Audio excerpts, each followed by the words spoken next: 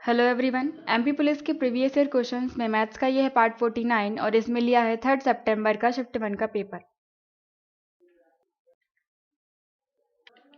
First question है, एक coin को एक सिक्के को उछाला जाता है तो प्रोबेबिलिटी या प्रायिकता बतानी है कि टोटल 3 हेड्स आए। प्रोबेबिलिटी या प्रायिकता कैसे निकालते हैं? फेवरेबल केसेस ऊपर और डिवाइड में टोटल केसेस लिखते हैं।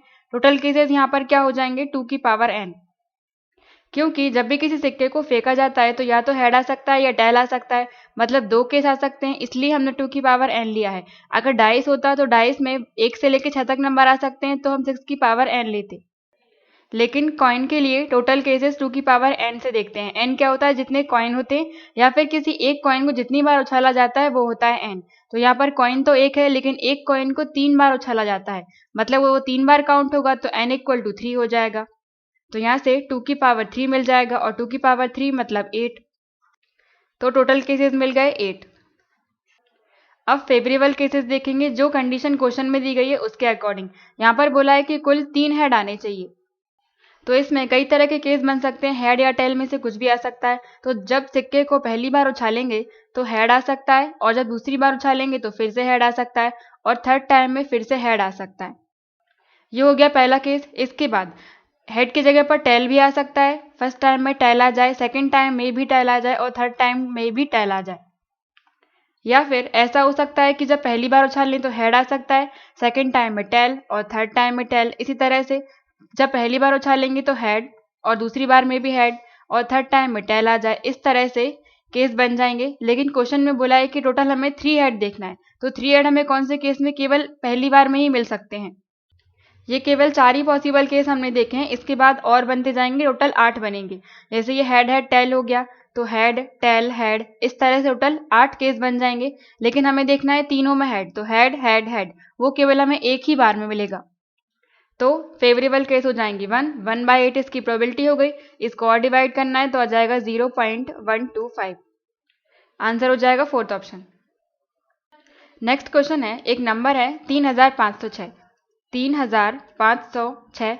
तो जब इस नंबर को व्युत्क्रमित कर दिया जाता है या रिवर्स कर दिया जाता है तो 10th प्लेस पर या दहाई के अंक पर कौन सा नंबर आएगा? ये नंबर है, इसको रिवर्स करके लिखना है। 3506 है तो इसको उल्टा लिखना है 6053। तो इसमें हमें दहाई का नंबर बताना है, 10th प्लेस का बताना है, वंस टेंस हंड्रेड थाउजेंड। तो 10th नंबर पर क्या आ रहा है? 5। इकाई, दहाई, सैकड़ा और हजार, तो दहाई का बताना है, वो हो जाएगा 5। तो आंसर हो जाएगा थर्ड। पेपर के सेकंड सेक्शन का ये मैथ का पहला क्वेश्चन है। ये फिगर दिया गया है और इसमें लेंथ ब्रेड्थ ऑफ रेक्टेंगल, ये आयत है, इसकी लंबाई चौड़ाई दी गई है। लंबाई है 5 और चौड़ाई है 10। और आयत में, रेक्टेंगल में आमने सामने वाली साइड सेम होती हैं, तो जब ये 10 है तो ये वाली भी 10, और ये 5 है तो ये वाली भी 5। इसके बाद एम एक पॉइंट है along the corner of the circle. यहाँ पर इंग्लिश और हिंदी में अलग अलग दिया गया है। इंग्लिश में बोला है कि सर्किल के वृत्त में, अलोंग द सर्किल बोला है, वृत्त से देखना है हमें, लेकिन यहाँ पर बोला है कि आयत के कोने से। पर इंग्लिश का क्वेश्चन सही माना जाता है तो हम इंग्लिश का देखेंगे। इसके बाद तो एम का पॉइंट जो एम है वो हम सर्किल पर मानेंगे। रेडियस बतानी है, त्रिज्या बतानी है। ये वृत्त हो गया सर्किल, और ये इसका हम पॉइंट मान लेते हैं, सेंटर हो गया ओ। और इसकी त्रिज्या क्या होती है? इसके केंद्र से परिधि तक जाने वाली लाइन, या इसके सेंटर से इसके सर्कमफ्रेंस पर जाने वाली लाइन, चाहे वो किसी भी डायरेक्शन में जाए, रेडियस सेम रहती है। इसको हम मान लेते हैं कि आर है। इस क्वेश्चन का आंसर 50 सेंटीमीटर है, लेकिन 50 सेंटीमीटर आएगा नहीं, क्योंकि क्वेश्चन में मिस्टेक है। यहाँ पर क्या बोला है? इसको आयत बोला है। अगर ये वर्ग होता या स्क्वायर होता तो इसका आंसर निकल सकता था। यहाँ पर आयत बोला गया है। ये साइड 5 है और ये 10 है, मतलब ये वाली साइड बड़ी है। जब इसके अंदर सर्किल बनाएंगे या वृत्त बनाएंगे तो जो बड़ी वाली साइड है, इसके साइड में कुछ जगह बचेगी, लेकिन यहाँ पर पूरा कवर कर दिया है, जो कि वर्ग में होता है या स्क्वायर में होता है। इसका डायग्राम ऐसा बनेगा। ये हो जाएगी 5 लंबाई, चौड़ाई 10 हो जाएगी। और जब इसमें सर्किल बनाएंगे तो बोला भी नहीं गया है कि बीच में बनाना है या साइड में से बनाना है। तो अगर हम बीच में से बनाएंगे तो इसका वृत्त कुछ इस तरह से बनेगा, गोल बनेगा, और साइड में कुछ जगह बची रहेगी। लेकिन यहाँ पर पूरा कवर कर दिया गया है। अगर साइड में बनाते तो यहाँ पर वृत्त बन जाता। तो इस केस में जब रेडियस निकालते, मान लिया कि सर्किल बीच में है, यहाँ पर इसका केंद्र होता, तो जो ये साइड दी गई है 5 सेंटीमीटर, तो जो हम इस सर्किल में देखेंगे इसको, तो ये इसका डायमीटर कहलाएगा या व्यास कहलाएगा। इसका मतलब जब ये पूरी 5 है तो ये पूरी लंबाई भी 5 होगी, मतलब इसका डायमीटर 5 हो गया। और डायमीटर जितना होता है उसका आधा कर दें तो हमें त्रिज्या मिल जाती है, तो त्रिज्या मिल जाती 5 का आधा कर देते। तो ये क्वेश्चन में मिस्टेक है, इसका आंसर नहीं आएगा। और अगर ऐसे भी हम देखें, इसकी लंबाई कितनी 5 दी गई है, चौड़ाई है 10, तो जब इसके रेडियस से त्रिज्या निकालेंगे तो वो 50 सेंटीमीटर कैसे आ सकती है, जबकि ये इतनी ही 5 सेंटीमीटर है। जो साइड दी गई है उससे बड़ी कैसे हो सकती है त्रिज्या या रेडियस। ये 5 है, ये 5 है और ये 10 है, तो अंदर की एक 50 हो ही नहीं सकती है, तो इसका आंसर नहीं आएगा। अगर ये फिगर ना दिया गया होता तो हम इस तरह से बनाकर इसको सॉल्व कर लेते और बीच में सर्किल को मानते, तो रेडियस आ जाती 5/2। नेक्स्ट है, इसमें एवरेज या औसत निकालना है। तो पहला तरीका तो यह है कि इन सबको प्लस कर दो और कुल संख्या से डिवाइड कर दो, या फिर हम लास्ट की यूनिट डिजिट से भी चेक कर सकते हैं। जब इन सबको प्लस करेंगे तो 6 और 2 8, 8 और 2 10, तो 10 मिल गया। 10 का लास्ट देखेंगे मतलब 0 है, 0 में 0 ऐड करेंगे तो 0, 0 में 6 तो 6 आ जाएगा, और 6 में 6 करेंगे तो 12, और 12 में लास्ट की डिजिट क्या है 2, मतलब जब इन सबको प्लस करेंगे तो इकाई के अंक पर हमें मिल रहा है 2। और जब हम औसत में ये ऑप्शंस में एवरेज दिया गया है औसत, तो जब हम औसत में कुल संख्या का मल्टीप्लाई करते हैं तो सम के बराबर मिलता है, जो कि हमने इन सबको प्लस करके लास्ट में 2 निकाला है। तो यहाँ पर हम चेक करेंगे कि कहाँ पर हमें लास्ट में 2 मिल सकता है। टोटल नंबर है 6, तो सब में हम 6 का मल्टीप्लाई करके देखेंगे कहाँ पर हमें 2 मिल रहा है। 21 इंटू 6 में 1 इंटू 6 करेंगे तो 6 मिलेगा, हमें 6 नहीं 2 देखना है। 3 इंटू 6 18, तो 8 मिलेगा, ये भी नहीं होगा आंसर। 7 इंटू 6 42, यहाँ पर हमें 2 मिल रहा है, ये आंसर हो सकता है। 9 और 6, यहाँ पर भी 2 नहीं मिलेगा, तो 2 हमें केवल थर्ड ऑप्शन से मिल रहा है, तो इसका आंसर हो जाएगा 17। नेक्स्ट है, महेश 2 कार बेचता है और हर एक की कीमत है इतनी, तो एक कार पर उसे 15% का प्रॉफिट होता है और दूसरी पर 15% का लॉस होता है, तो उसे ओवरऑल क्या हुआ, प्रॉफिट या लॉस। तो इसको सॉल्व करने के लिए पहला तरीका RS अग्रवाल फॉर्मूले से x²/100% का लॉस होता है इस केस में, जबकि सेलिंग प्राइस सेम हो या दोनों का विक्रय मूल्य सेम हो, दोनों की कीमत सेम है इतनी। ये तभी कर सकते हैं जब दोनों की SP सेम हो और एक को बेचने पर जितने का प्रॉफिट हो रहा है उतने का ही दूसरे को बेचने पर लॉस होना चाहिए, मतलब ये वैल्यूज भी सेम होनी चाहिए। तो इस केस में ओवरऑल लॉस होता है, और लॉस परसेंट कितने का होता है, x²/100% का। x क्या है, जितने का प्रॉफिट या लॉस हो रहा है वो वैल्यू, तो यहाँ पर है 15, x की जगह पर रखेंगे 15, 15 का स्क्वायर डिवाइड में 100, 15 का स्क्वायर होता है 225, डिवाइड में 100 है, 2 जीरो है, तो ऊपर हम 2 नंबर के बाद पॉइंट लगा देंगे यहाँ पर, तो ये मिल जाएगा 2.25%। और लॉस होता है इस केस में हमेशा लॉस ही होता है, तो ये हो जाएगी हानि, आंसर हो जाएगा 4th। या फिर इसको सक्सेसिव या XY फॉर्मूले से भी कर सकते हैं, plus minus x plus minus y plus फिर प्लस माइनस एक्स और ये इनटू में है प्लस माइनस वाई डिवाइड में 100। इस फॉर्मूले को सॉल्व करने पर अगर प्लस में आंसर आया तो प्रॉफिट होगा, अगर माइनस में आया तो लॉस होगा। यहाँ पर हम वैल्यू रखते हैं, सबसे पहले क्या 15% का प्रॉफिट हो रहा है, तो प्रॉफिट के लिए हम प्लस लिखते हैं, तो प्लस 15। फिर दूसरी बार में 15 का लॉस हो रहा है, तो लॉस के लिए माइनस का साइन लगाएंगे, माइनस 15, फिर प्लस है, वापस से x की जगह पर प्रॉफिट लिखेंगे तो प्रॉफिट के लिए प्लस लगाएंगे, तो प्लस का 15 इंटू में माइनस का 15 क्योंकि लॉस हो रहा था, डिवाइड में 100। तो यहाँ पर ये प्लस का है माइनस का है, कैंसिल हो जाएंगे, 15 और 15 225 हो जाएगा, लेकिन माइनस का साइन आएगा क्योंकि ये माइनस है, प्लस माइनस का इंटू करने पर माइनस का साइन आता है, 225 और डिवाइड में 100। डिवाइड में 2 जीरो है, तो 2 नंबर के बाद हम पॉइंट लगा देंगे, 1 2 2 के बाद पॉइंट लगा दिया, और ये माइनस का साइन भी आएगा। ये माइनस क्या शो कर रहा है कि लॉस हो रहा है, मतलब लॉस हो जाएगा, और कितने परसेंट का लॉस होगा, 2.25% का, तो आंसर हो जाएगा 4th। नेक्स्ट है, 3 नंबर्स हैं, इनका रेशो दिया गया है 3 to 5, और जब इनके स्क्वायर को प्लस करेंगे तो उनका सम दिया गया है 1862।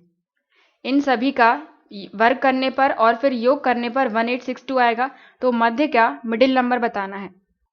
इस क्वेश्चन को हम ऐसे नहीं कर सकते कि इन सभी का स्क्वायर करके 1862 के बराबर लिख दें। ऐसा इसलिए नहीं कर सकते क्योंकि यहाँ पर क्या बोला है, वर्ग बोला है, स्क्वायर करना है, मतलब इन सभी नंबर का एक बार इनमें फिर से मल्टीप्लाई करना पड़ेगा। और जब भी मल्टीप्लाई करना होता है तो डायरेक्ट हम नहीं करते हैं, साथ में x भी लेना पड़ता है। मतलब पहला नंबर हो जाएगा 3x, दूसरा नंबर 2x और तीसरा नंबर 5x। अगर प्लस माइनस करना होता तो हम कर सकते थे, लेकिन यहाँ पर वर्क करना है, स्क्वायर करना है, तो हमें साथ में x भी लेना पड़ेगा। तो ये हो गया पहला, दूसरा और तीसरा नंबर। और इन सभी का हमें स्क्वायर करना है। 3x का स्क्वायर करेंगे 3 3 9 और x का x में मतलब x स्क्वायर प्लस 2 2 4 और x का x में तो x स्क्वायर और 5 का करेंगे तो 5 5 25 और x का x में तो x स्क्वायर, जो कि क्वेश्चन में दिया गया है। प्लस करने पर मिल रहा है 1862। यहाँ से x की वैल्यू निकालेंगे। 9 और 4 13 और 25, पहले 10 जोड़ लें 35 और 3 38, 38x स्क्वायर इक्वल टू 1862। यहाँ से x स्क्वायर इक्वल टू मिल जाएगा 1862 और ये मल्टीप्लाई में है तो डिवाइड में हो जाएगा 38। अब इसको कैंसिल करेंगे। 4 से 2 से डिवाइड कर दें, 2 1 2 9 बार 18 और 2 से डिवाइड करेंगे तो 9 बार 18, 3 बार 6 और 2 1 2। 19 से इसको डिवाइड करेंगे तो 5 बार नहीं जाएगा, 95 4 बार चला जाएगा। 93 में 76 माइनस करेंगे तो 95 दो कम थे मतलब 17 और 1 ये बच गया तो 9 बार फिर डिवाइड हो जाएगा 171। तो 49 बार डिवाइड हो गया, मतलब x स्क्वायर हमें मिल गया 49 और यहाँ से x इक्वल टू मिल जाएगा 49 किसका होता है 7 का स्क्वायर, तो x इक्वल टू 7 मिल गया। क्योंकि ये 2 है, 2 को उस साइड लेके जाएंगे तो 1/2 हो जाएगा और जब पावर 1/2 होती है मतलब वो स्क्वायर रूट होता है या वर्गमूल होता है। 49 से निकल कर आएगा 7, x की वैल्यू मिल गई 7। अब बताना है कि बीच वाला मतलब मध्य वाला नंबर बताना है। बीच वाला ये था 2x, तो 2 में x का मल्टीप्लाई कर दो जो कि है 7, 2 × 7 14, तो इसका आंसर हो जाएगा 14 सेकंड। नेक्स्ट है इन दोनों नंबर का प्रोडक्ट या गुणनफल करना है। तो पहला तरीका तो इन दोनों को मल्टीप्लाई कर दो, या फिर इनको शॉर्ट करने के लिए क्या कर सकते हैं, ये 1000 के आसपास है तो इसको 1000 में हम प्लस करके लिख सकते हैं। 1000 में 14 प्लस करेंगे तो इतना ही मिलेगा, इसके जगह पर हमने ये लिख दिया। अब 986 हम कैसे लिख सकते हैं, 1000 के आसपास है, इसको प्लस करके लिखा तो इसको माइनस करके लिख सकते हैं क्या।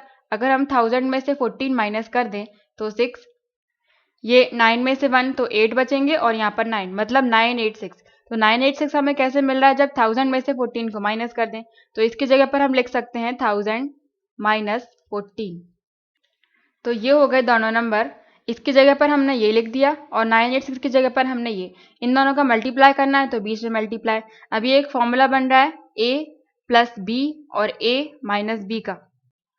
तो a प्लस बी इंटू में a माइनस बी का फॉर्मूला होता है equal to a square minus का b स्क्वायर।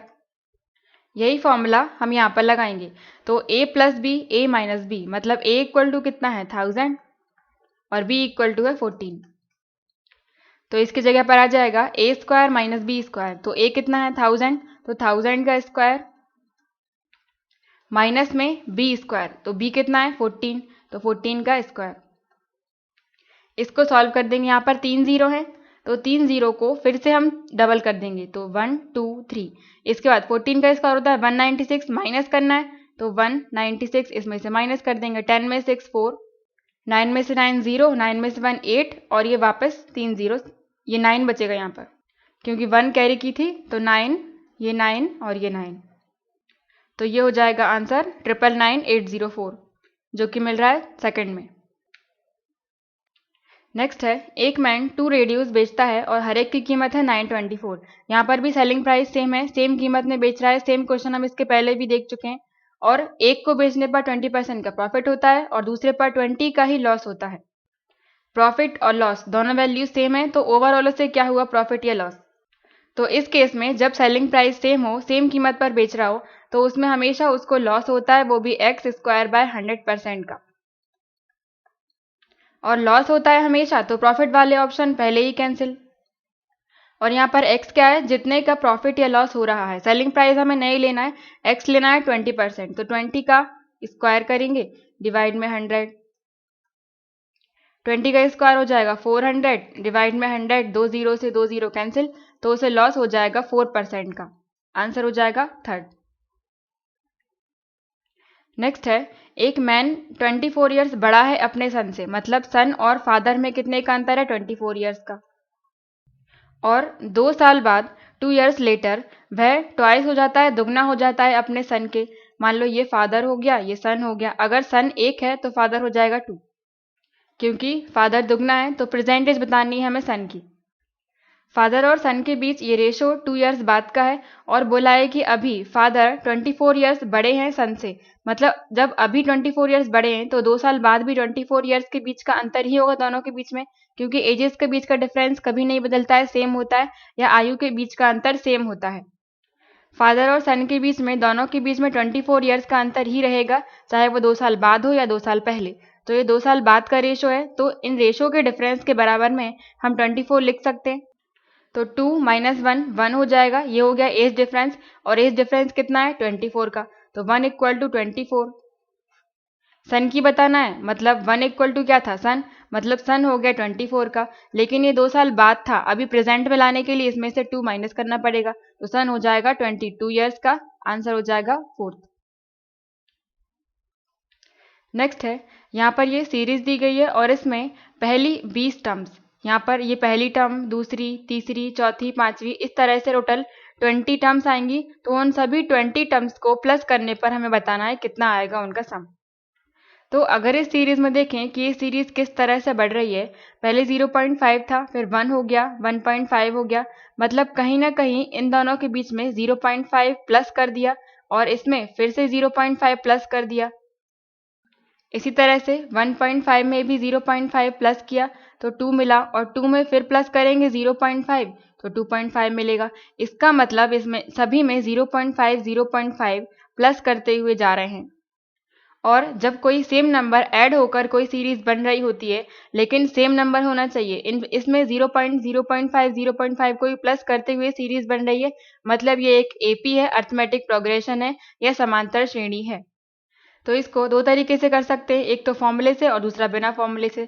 सबसे पहले हम फॉर्मूले से देख रहे हैं। जब भी कभी एपी बन रही हो या समांतर श्रेणी बन रही हो और योग पूछा हो, सम पूछा हो, तो सम निकालने का फॉर्मूला होता है एस एन ले रहे हैं, और एन क्या है, जितनी टर्म्स तक हमें प्लस करना है, जितनी टर्म्स तक सम निकालना है। एस एन या सम बराबर हो जाता है n/2 इंटू में 2 इंटू ए प्लस n-1 और इंटू में डी। और यहाँ पर n का मतलब होता है नंबर ऑफ टर्म्स, मतलब जितनी पदों तक इनका सम निकालना है, योग निकालना है। तो टोटल टर्म्स यहाँ पर कितनी लेनी है 20, क्योंकि 20 तक प्लस करना है सभी को। और ए का मतलब क्या होता है, फर्स्ट टर्म या पहली टर्म। जो भी सीरीज है या श्रृंखला है उसकी फर्स्ट टर्म या पहला पद होता है ए, तो ए यहाँ पर क्या हो जाएगा 0.5। और डी यहाँ पर है डिफरेंस, मतलब दो नंबर के बीच में कितने का अंतर है या फिर कितने के अंतर से सीरीज बढ़ रही है। तो अंतर है 0.5 का, तो डी = हो गया 0.5। ये सारी वैल्यूज हम इसमें रखेंगे, तो सम = कितना मिल जाएगा, एस 20 तक लेना है तो एस एन मतलब एस 20, तो एन की जगह पर 20/2 इंटू में 2 इंटू ए की जगह पर लिखना है 0.5 क्योंकि पहली टर्म है 0.5। इसके बाद प्लस n-1, n कितना है 20, तो 20 - 1 और इंटू में आएगा डी की वैल्यू है 0.5, अंतर है सभी नंबर्स के बीच में 0.5 का। इसको सॉल्व कर लेंगे, इसको कैंसिल करेंगे तो 10 बार कैंसिल हो जाएगा, 10 इंटू 2 इंटू 0.5 1 हो जाएगा, प्लस 20 - 1 19 और इंटू में है तो इंटू 0.5। इसके बाद 10 मल्टीप्लाई में 1 प्लस 19 इंटू 5 95 होते हैं, और एक के बाद पॉइंट लगा हुआ है, इतने पूरे को मल्टीप्लाई कर रहे हैं हम। 19 इंटू 5 95 और एक के बाद पॉइंट, तो 9.5 ये आ गया, 1 प्लस 9.5, तो ये हो जाएगा 10। और 1 में 9.5 को जोड़ेंगे, 1 मतलब 1 के बाद पॉइंट मान सकते हैं हम, 9.5 है मतलब इसको लिख सकते हैं 1.0, ये 5 और 9 और 1 10, और एक के बाद पॉइंट मतलब 10.5, तो 10 का मल्टीप्लाई कर देंगे 10.5 में, तो ये हो जाएगा 105, और 10 है तो एक 0 लगा दिया, और एक नंबर के बाद पॉइंट है तो एक नंबर के बाद पॉइंट, और पॉइंट के बाद 0 का कोई मतलब नहीं होता, तो यह जाएगा 105। तो 20 टर्म्स तक आ जाएगा आंसर 105। और अगर इसे बिना फॉर्मूले से देखें, ये एक श्रृंखला, एक सीरीज बन रही है और सभी में सेम नंबर का अंतर है।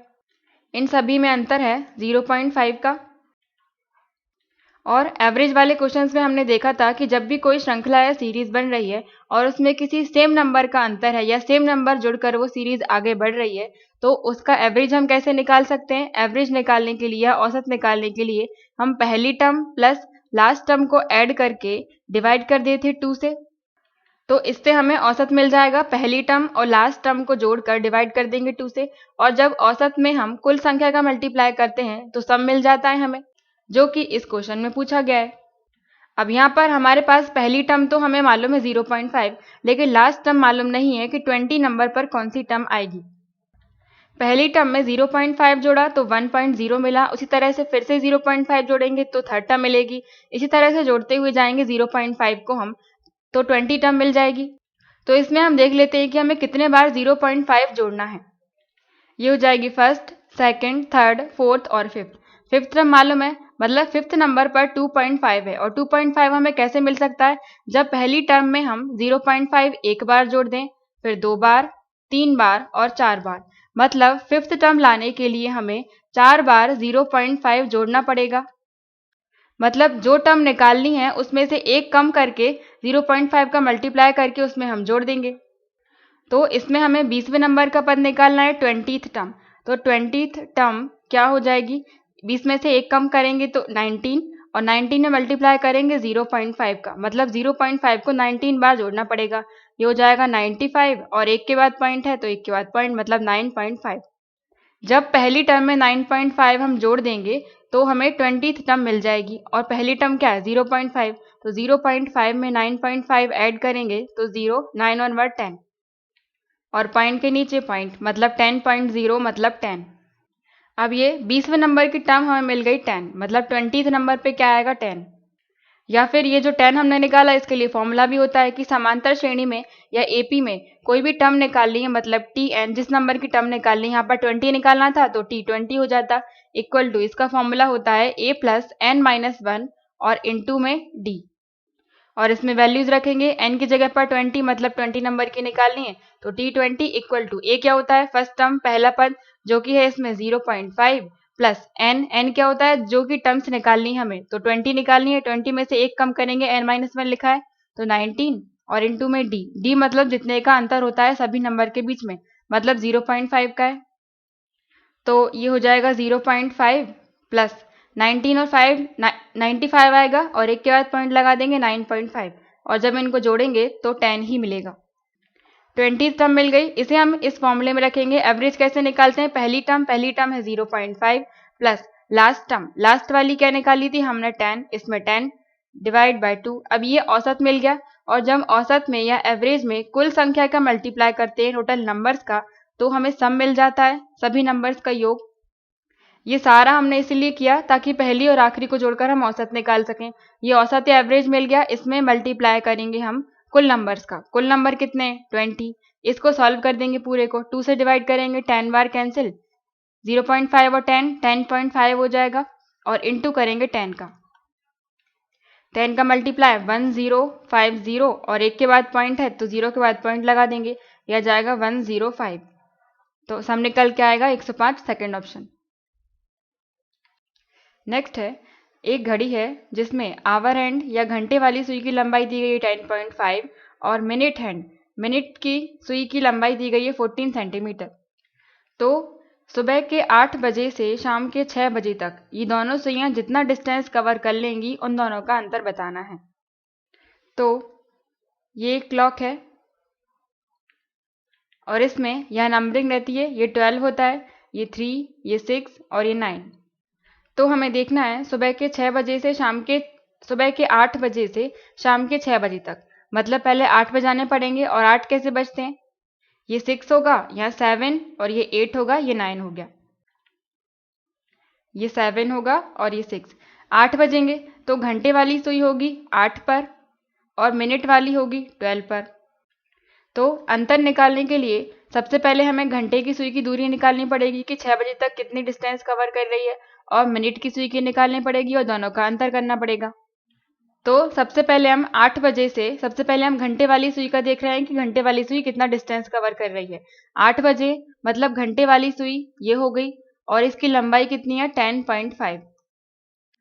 इसका मतलब जो घंटे वाली सुई घूम घूम कर इस तरह से जितना टाइम बजेगा उतना इस तरह से सर्कल बनेगा, मतलब जो वृत्त बनाएगी, क्लॉक बनाएगी, उसकी त्रिज्या क्या होगी 10.5। सेम इसी तरह जो मिनट वाली सुई है उसकी लंबाई दी गई है 14 सेंटीमीटर, तो मिनट वाली सुई जब घूमकर जो वृत्त बनाएगी, सर्कल बनाएगी, उसकी त्रिज्या हो जाएगी 14। और सबसे पहले हम घंटे के लिए देख रहे हैं। घंटे वाली सुई ने जब 8 बजाए तो घंटे की सुई 8 पर थी, इस तरह से आगे बढ़ेगी तो 9 पर आएगी, 10 पर, फिर 11 पर, 12, इस तरह से चलते चलते ये शाम के 6 बजे यहाँ तक आएगी। इसका मतलब जो ये परिधि पर दूरी चल रही है वो हमें देखना है। क्षेत्रफल से इस वृत्त का क्षेत्रफल नहीं देखना है, हमें इस वृत्त की परिधि या सर्कमफ्रेंस देखना है। तो 8 बजे से ये शाम के 6 बजे तक, यहाँ तक जितनी दूरी तय कर रही है वो हमें निकालना है। और परिधि ले रहे हैं तो परिधि वाला फॉर्मूला यूज करना पड़ेगा।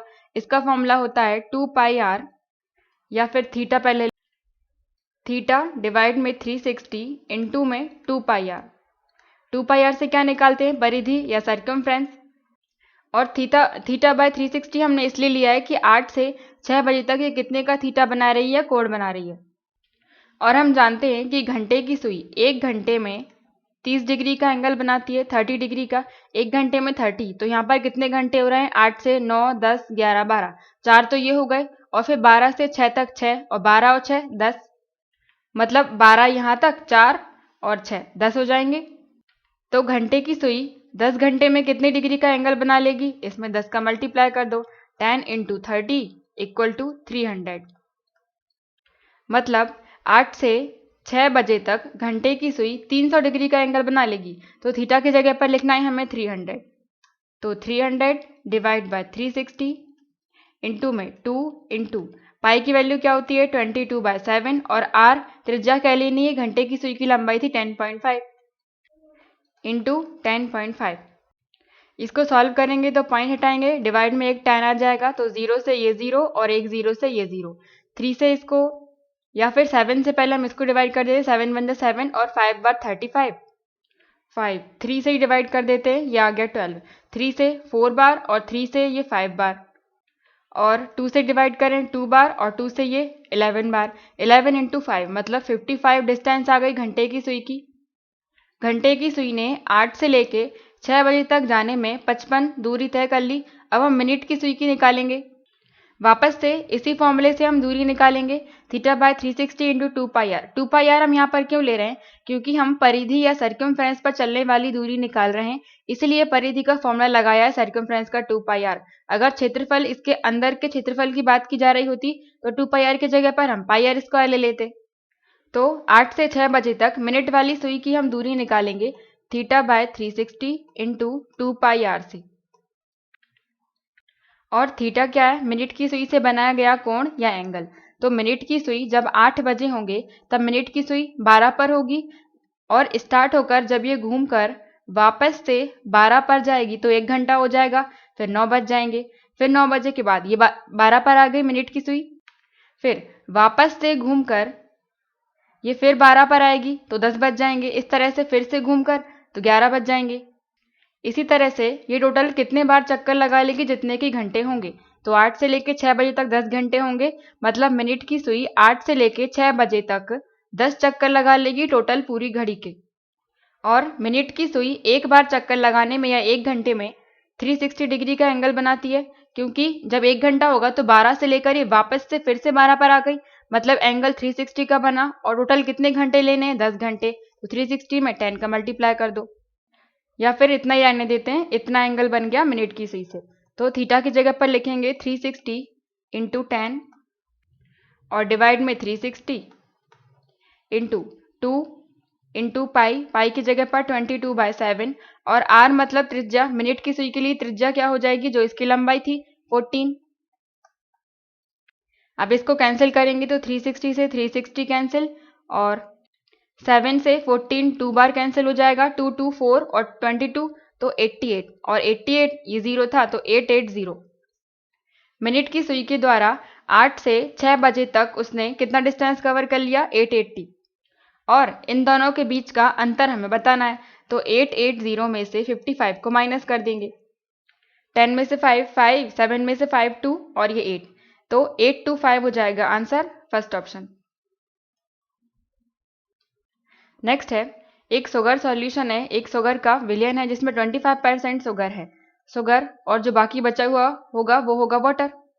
अब इस विलियन में शुगर कितनी है 25%, तो बाकी बचा हुआ क्या हो गया 100 माइनस 25 75, 75% इसमें होगा वाटर और 25% है शुगर। इसको कैंसिल करेंगे तो 25 से 3 बार कैंसिल हो जाएगा, तो शुगर और वाटर का रेशो आ गया 1:3। और इस विलियन का सॉल्यूशन का कुल लीटर बताया गया है 4 लीटर है। तो रेशो है 1 और 3, 1 और 3 को जोड़ेंगे तो 4 इक्वल टू लीटर कितना है 4 लीटर, कैंसिल करेंगे तो 1 इक्वल टू 1 मिलेगा, 1 इक्वल टू 1 तो 3 इक्वल टू 3। इसका मतलब शुगर हो गई 1 लीटर और वाटर हो गया 3 लीटर। रेशो में नहीं है, ये लीटर में ही है। अब क्वेश्चन में बोला है कि अगर 1 लीटर पानी मतलब 1 लीटर वाटर इसमें और मिला दिया जाता है तो 3 में 1 और जोड़ेंगे तो 4 लीटर हो जाएगा, लेकिन शुगर तो उतनी ही है मतलब 1 लीटर है। तो नए विलियन में नए सॉल्यूशन में शुगर का परसेंटेज बताना है। ये शुगर परसेंटेज निकालेंगे, शुगर के लिए 1 डिवाइड में टोटल कितना है 1 + 4 5 और परसेंटेज निकाल रहे हैं तो इंटू 100 और 5 से डिवाइड हो जाएगा 20 बार, तो शुगर का परसेंटेज आ जाएगा 20%, आंसर हो जाएगा थर्ड।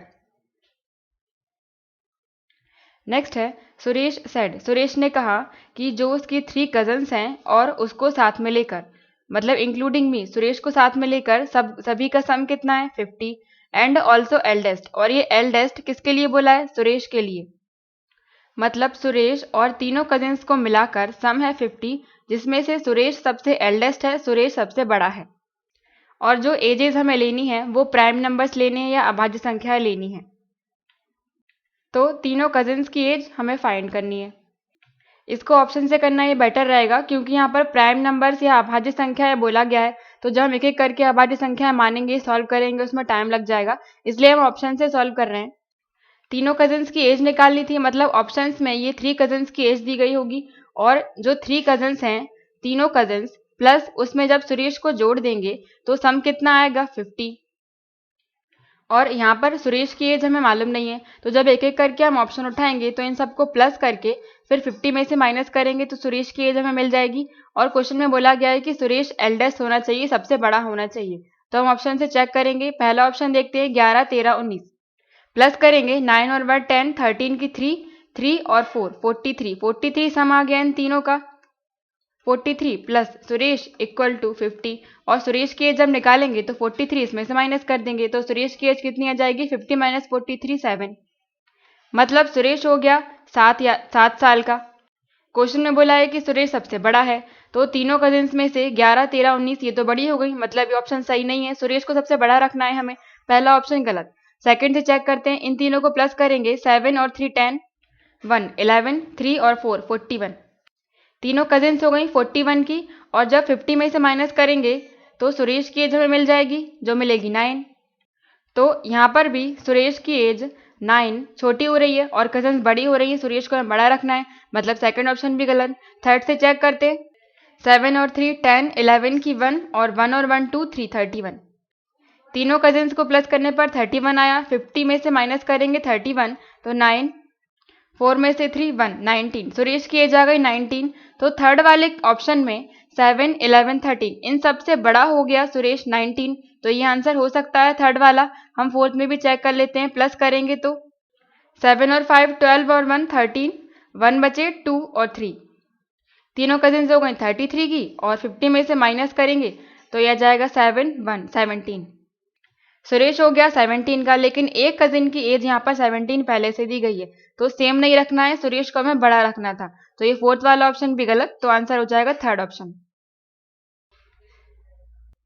नेक्स्ट है, Rajesh age is twice of Radha, ये मान लो राजेश हो गया और ये राधा है, तो राजेश दुगना है, तो राजेश अगर 2 है तो राधा कितनी होगी 1, क्योंकि राधा का दुगना हो गया राजेश 2 और 1।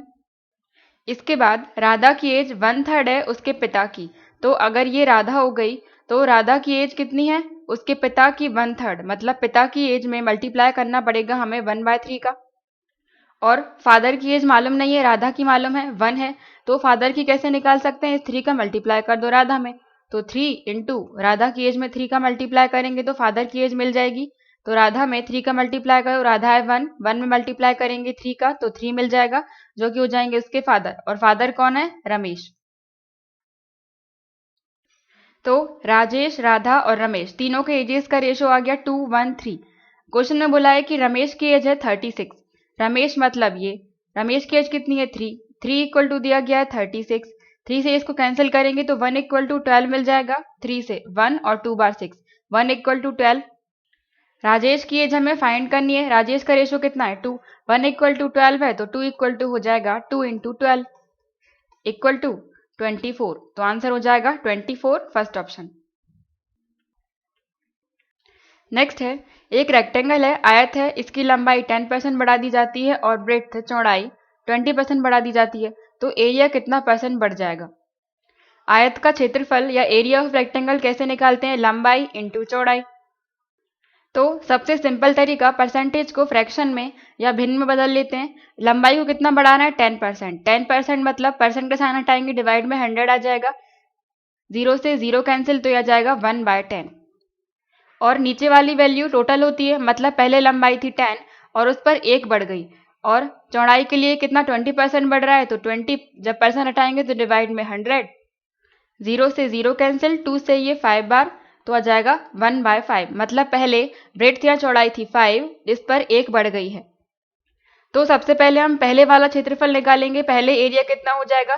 पहले लंबाई थी 10, तो लंबाई की जगह पर 10 इंटू पहले चौड़ाई कितनी थी 5, तो इंटू 5, 10 इंटू 5 50। पहले क्षेत्रफल हो गया 50। अब बढ़ने के बाद कितना हो गया? 1 बढ़ा रहे हैं, मतलब पहले 10 थी, 1 बढ़ा दी लंबाई तो कितनी हो गई? 11। तो बढ़ने के बाद नया वाला क्षेत्रफल के लिए लंबाई हो जाएगी 10 + 1 11 इंटू चौड़ाई पहले 5 थी, 1 बढ़ा दी तो कितनी हो गई? 6।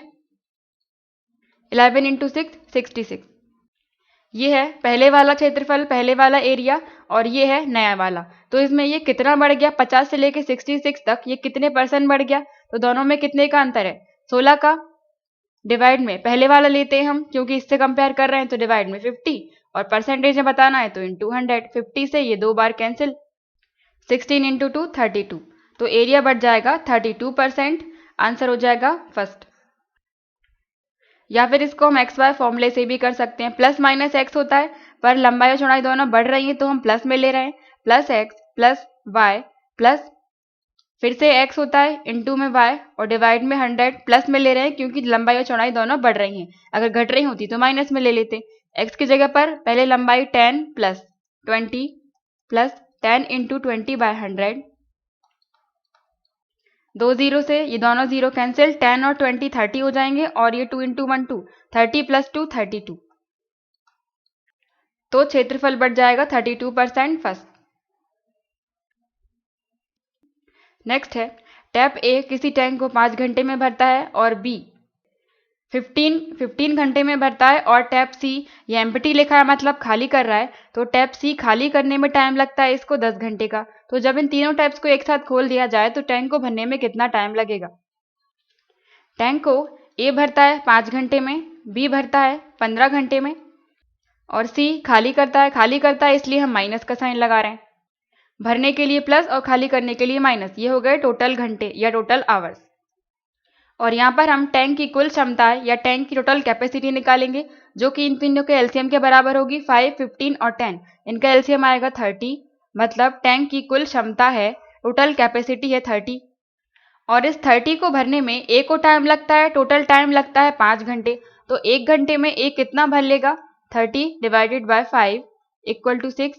तो 1 घंटे में ए 1 घंटे में भर लेगा 6, और बी 1 घंटे में भर लेगा 30, टोटल टाइम लग रहा है 15, तो 15 से डिवाइड कर देंगे, ये आ जाएगा 2। तो बी 1 घंटे में 2 भर लेगा, और सी 1 घंटे में कितना खाली करेगा? 30 डिवाइडेड बाय 10 इक्वल टू 3 आएगा। सी 1 घंटे में 3 खाली कर देता है, खाली कर रहा है तो माइनस का साइन। ये 1 घंटे का काम आ गया। तो अगर इन तीनों टैप को एक साथ खोल दिया जाए तो ये तीनों मिलकर 1 घंटे में टैंक को कितना भर लेंगे? इन सबको प्लस कर दो, 6 + 2 8, और 8 - 3 5। 1 घंटे में ये तीनों पाइप मिलकर टैंक को 5 भर पाते हैं, और टोटल भरना है 30। 30 बनने में इन्हें टाइम लगेगा, कुल क्षमता में डिवाइड कर दो 1 घंटे के काम का। 1 घंटे में ये 5 भर लेते हैं। 30 डिवाइडेड 5 इक्वल टू 6। टैंक को भरने में 6 घंटे लग जाएंगे। आंसर है फर्स्ट।